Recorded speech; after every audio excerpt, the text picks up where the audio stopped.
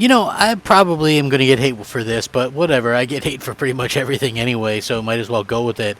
This is something that I thought was very interesting because I've said this stuff multiple times and people just kind of ignore me like I didn't say these things. And to be quite honest, it's a little bit perplexing because at the end of the day, when it comes down to it, I feel like we were, as people, very misled by what Microsoft was doing, by what Microsoft was showing, and that's incredibly unfortunate. I really have to say that I hope that we can get some kind of idea or clue as to why Microsoft was kind of misleading, unless it was like basically a situation where they literally had nothing and had nothing planned for months and months and months leading into the situation with the Xbox. So that's a bad look because I got to be honest with you.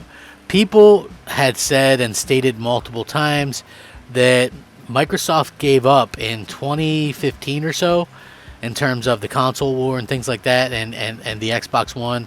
They said they basically gave up then. And then a lot of things would really kind of point to that being the truth. If you look at what happened around 2014, 2015, 2016, around this time, they canceled a lot of games. They canceled Scalebound.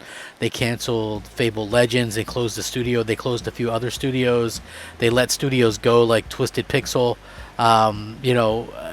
There's this big kind of to-do. Phantom Dust was also canceled. Apparently, they wanted $5 million, which that should be chump change to Microsoft, but apparently it wasn't. Even with Forza Motorsport, the last one we got was 2017, and now it seems like that they're still in pre-production or early production of the next one after 5 years. So when did we start getting the okay for some of these games to come out? I think that leaves little to the imagination.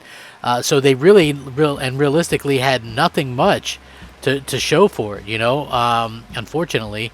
And now we see that there is a very interesting situation kind of building up from this. And that is the games that they announced are still, a lot of them, in pre-production. I've never seen anything like this, and it's super weird to say the least. I do want to get into it though because it plays exactly off of some of these Sony announcements, and I find this to be very, very interesting and very a good topic of conversation, to say the least. What's up, everybody? It's me, Crapgamer, here with Crapgamer Reviews, back with another video. Thank you so much for checking it out. I really do appreciate it.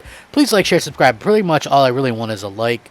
I go through all this stuff basically to make some content for you guys. It sucks. I know the content it's not great, but it's still something that you can look forward to pretty much every day.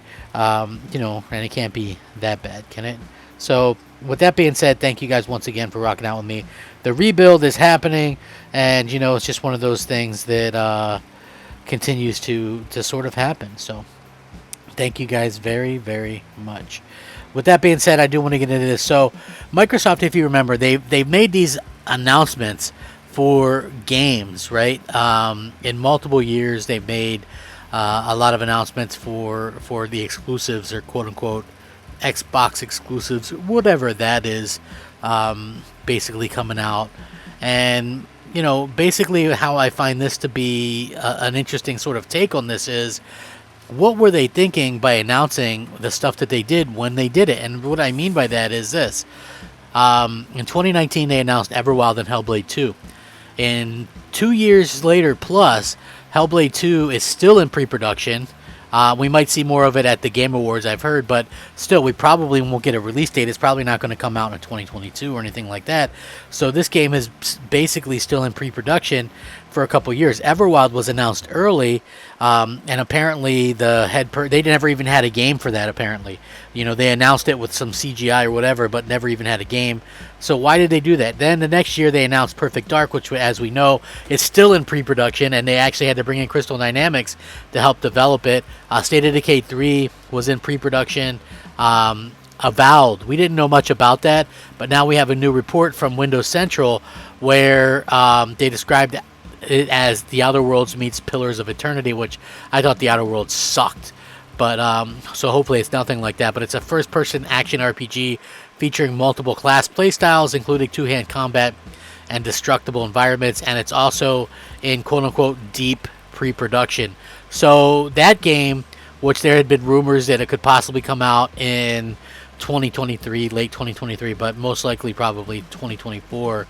It puts us at a sort of a weird sort of situation where why are so many of these games in a pre-production kind of standpoint still, even after years? Like, I've never seen anything like it. And yes, I understand that there's a pandemic, and that's super unfortunate, and that's really affected everybody. And of course, people's lives and safety are much more important than video games or pretty much anything, really. But the thing that I would kind of point out is, why does it seem like what we're seeing in terms of this, it's just such a weird situation where the games themselves are still so early in and like we have no real kind of comfort. We've not seen any gameplay from anything, and even stuff that's coming out this year. Yeah, we've seen some Forza and stuff, which is cool, but I mean, even the Halo campaign, we haven't seen anything from the Halo campaign, unfortunately, and that's a really, really bad look in my opinion, for multiple of reasons, none the least of which is the fact that the campaign, like, I know people are going to go, oh, we'll just get it in Game Pass or whatever, but the campaigns themselves, are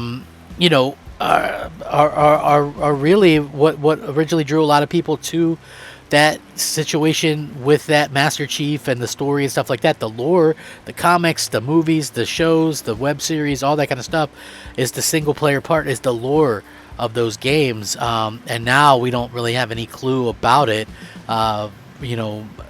So yeah, it's really unfortunate, but a lot of people were making fun of stuff like Wolverine or Spider-Man. What Spider-Man got a release year at least, which is good.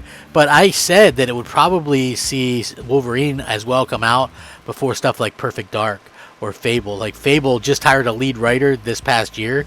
So yeah, a little bit interesting that people are kind of on the bubble or on Sony for different types of these announcements and stuff like that, saying that they're early. When we look at the the pre-production stuff on the Xbox side, and it's Hellblade 2, State of Decay 3, Everwild, Perfect Dark, and Avowed. They could still possibly be in early production in Fable. It's really as simple as that, to be honest with you. And to see this and to hear that, and also tied into Pillars of Eternity, which really, that game is, regardless of the score, it is not a good game. Just in my opinion, just really, and I think that's probably why we haven't seen a ton of people talk about it in terms of the future and things like that with Xbox. So that game's been out on PlayStation and Xbox, and you hear nobody talk about it. I guess is what you consider a hardcore, quote unquote, RPG, and it's just not a friendly, it's just not a fun game in my opinion. I don't know, it's like, I'm not sure exactly what the deal is with it, but it's just not something for me personally. But with that being said, what do you guys think about this? What do you guys think about the announcements that Sony made with those games that are maybe a couple years away versus the games that Microsoft announced that were years ago were announced, and they still seem to be further away than the ones that Sony announced? It's crazy. Let me know what you think. Rack them up, fact them up, Crapgamer them up. Crapgamer out.